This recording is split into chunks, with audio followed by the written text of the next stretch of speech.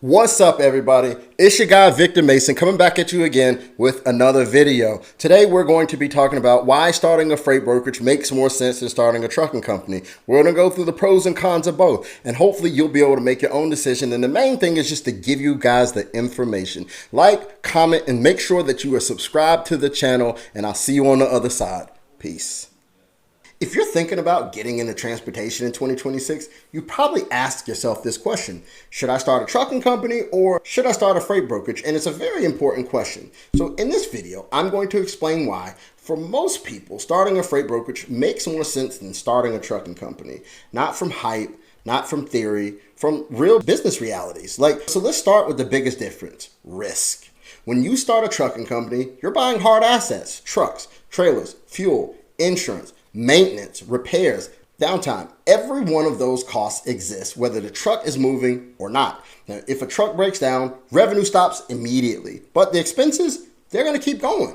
In 2026, with fuel volatility, with insurance rates climbing, and equipment still expensive, that risk is amplified. So now compare that to a freight brokerage, right? A freight brokerage doesn't own trucks. You're not responsible for maintenance. You're not paying for fuel. You're not dealing with breakdowns. Your business is built on relationships, pricing strategy, and ultimately execution. You're selling coordination, not equipment.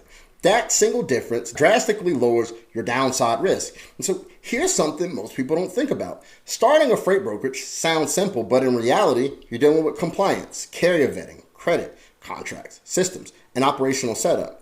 Most people don't fail because brokerage doesn't work. They fail because they try to piece it together on their own while time and the market are working against them. So now let's talk about scalability. A trucking company scales linearly. One truck equals one revenue stream. Two trucks equals two revenue streams. But every additional truck adds more insurance, more payroll, more liability, and more operational stress. Scaling requires capital, and in 2026, cheap capital is no longer guaranteed. A freight brokerage scales much differently. One customer can generate multiple loads per week. One broker can manage dozens of loads per day. You scale through systems and people, not steel and diesel. That gives you flexibility, and flexibility matters more than ever in an unpredictable market.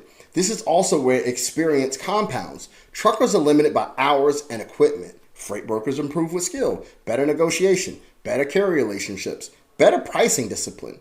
Your margins improve because you improve. That's the difference between a labor-based business and a skill-based business. Now, let's talk about margins. Truckers make money per mile, per load, per truck. Margins are thin. One bad breakdown or one bad week can erase months of progress. Freight brokers earn margins on coordination and problem solving. You're not capped by miles. You're not capped by hours behind the wheel. You're capped by systems, decision making, and execution.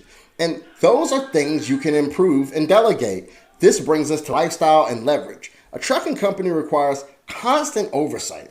Drivers call at all hours. Breakdowns don't wait. DOT issues don't pause for weekends. A freight brokerage can be run remotely. It can be systemized. It can be delegated. And it can eventually operate without you touching every load.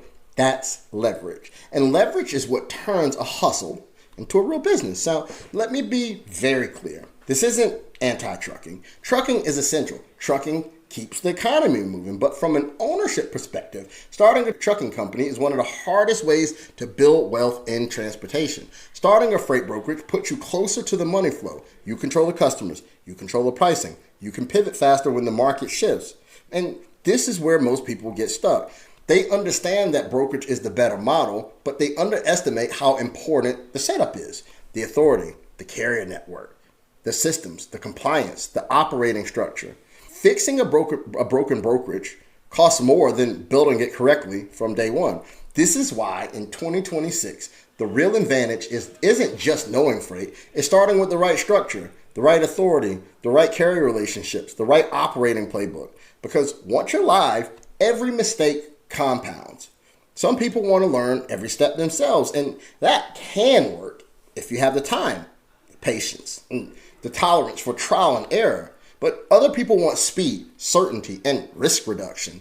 They don't want to guess. They don't want to rebuild later. They want it done correctly from the start. And if you're in that second group, I work with a small number of clients where we help structure and launch their freight brokerage the right way from day one. No shortcuts, no duct tape systems, no learning the hard way. If that sounds like you, check the link in the description or comment for it and I'll send you the details. So if this video helped you, like it, subscribe, and I'll see you in the next one. Peace.